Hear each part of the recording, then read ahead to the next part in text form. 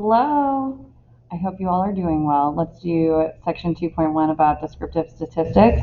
This entire chapter is about the basics of statistics that we've been used to since 6th grade and getting into more detail and better definitions of each. Today's frequency distribution and the graphs. We're going to go through how to construct a frequency distribution, limits, midpoints, relative frequencies, cumulative. If you want definitions to a T, be sure to pause the video as much as you can and write them down, or you can copy them out of our textbook. Frequency distribution is a table that shows classes or intervals of data with a count of the number of entries. Notice the class width here. So from the lower limits, class to class, difference is 5.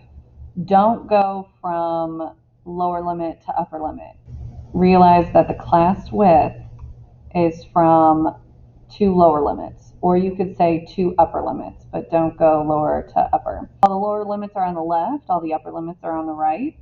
And then this is how many numbers in between each class shows up in the data. Constructing a frequency distribution, you either decide on the number of classes, or if you're given a problem like in our textbook, it will be told to you 7 classes. The way you find the class width once you have the number of classes is find the range, divide the range by the number of classes, and round up to the next convenient number. We round up with classes. Find the class limits. Use the minimum data entry as the first lower limit, and find the remaining lower limits by going through add the class width every single time. You can find the upper limits to each first class, and remember that the classes should not overlap. Find the remaining upper class limits. Make a tally mark. That's the easiest. For each data entry in the row of the appropriate class, count the tally marks for the total frequency for each class. For example, let's say we have all of these numbers. Here's how we would do, notice how the number of classes is given to us, 7. So if I were to find the range right away, lowest number, 59. Highest number, 450. I would find the range by finding the difference first and then dividing it by 7. Then I round up. We're going to have a class width of 56. I'm going to start with the lowest number, 59. And that's my first lower limit. The next lower limit is 56 above that. And then the next lower limit is 56 above that. So you develop every single one of your lower limits. Then we'll realize, okay, the first upper limit, and these shouldn't overlap, would be 114. The next upper limit should be 170, so that way they don't overlap, and so on. And you find the remaining upper limits. Now you make a tally mark for each data entry, and we get so let's talk about midpoint. To find a midpoint is exactly like you would in geometry. If you are between 59 and 114, the midpoint is the average of the two. You either would get a whole number or half of a number. Relative frequency is taking each individual frequency and dividing it by the sample size. The sample size is the number within the sample, like how many data values do you have? And in the example we started with was 30. So the relative frequency shows the probability of each class. How many of these show up? About 17%.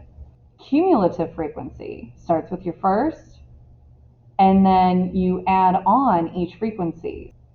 There are 13 numbers from 59 to 170 data. Cumulative frequency adds on, just like your cumulative GPA means all the years previously added together. If you're a junior, freshman, sophomore, junior. But if you're a sophomore, it's only your freshman, sophomore. An entire frequency table looks like the following. Notice how if you add up all of the frequencies, this sigma symbol, capital sigma, means the sum of all the frequencies. This is your sample size. So n is the same as the sum of all the frequencies, 30. If you were to add all of these together, it should be 1, representing like 100%. So let's talk about the graphs of frequency distributions. You've got a bar graph, data values will be on the horizontal axis, and then the number of times each data value or interval shows up, that's how high the bar goes. Consecutive bars must touch. Another thing that could be in a frequency distribution is class boundaries. You could also keep track of that. So if this is the class width, the class boundary is half down and half above. So on every class. So the next class would be 114.5 to 170.5. Class boundaries are just another way to label a horizontal axis on a frequency distribution. Same as the midpoint. You could use the midpoint of a class for the labeling of a frequency distribution graph. Let's finally get to the frequency histogram for this data. There's going to be a broken axis, and I could label with the midpoint, I could label with all the class lower limits, I could label with the lower class boundaries. It doesn't matter, as long as you stick to one. So if you do the midpoints, do all the midpoints and go from there. Once you've graphed it, you can make an inferential statistic about the data. Graphs of frequency distribution, you could have it as a polygon, take all of those peaks up, but notice how the beginning and the end are on the horizontal axis. So I have to have something that represents no data. So none of the data fits here. So it's got to be something less than 59.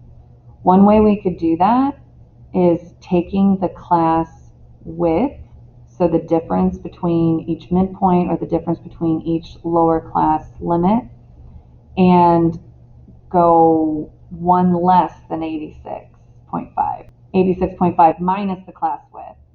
And we could go 422.5 plus a class width, because there's no data representing that midpoint. That's how we can get to the horizontal axis. So here's the following. 30.5 is a class width below, 478.5 is a class width above, and that's how we can create a polygon.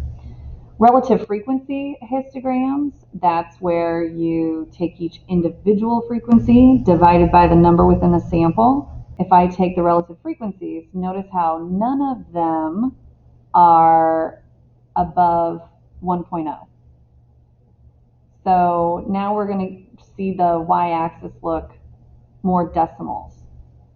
And you just adjust, make every decimal. You can label using the class boundaries. You could label using the midpoints. It doesn't matter. And then you can make an inferential. So cumulative frequency, or ogive.